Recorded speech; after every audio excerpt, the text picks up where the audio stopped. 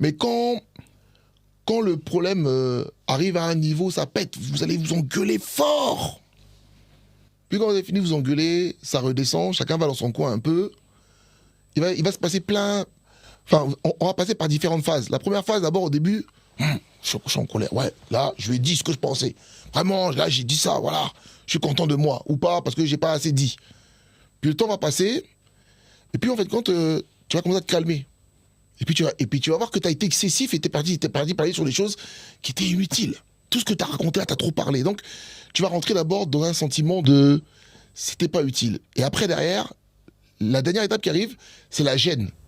Donc, chacun reste dans son coin, vous vous parlez plus, tu as du mal à aller envers l'autre parce que tu as une gêne. Tu as quand même dit beaucoup de choses quand même, hein, tu l'as blessé beaucoup.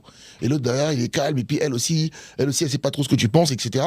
Et personne n'a tout de suite, au début, le courage d'aller voir pour dire excuse-moi, ce que j'ai fait, c'est pas bien. Ouais. La Bible nous dit que le comment dire, que la nuit ne vienne pas en fait sur ta colère, que le soir ne vienne pas te trouver dans la colère. D'accord. Ce qui est important, c'est de pouvoir déstocker. Quand il y a quelque chose, il faut tout de suite communiquer. Le fait de pouvoir parler, ça dégage une énergie.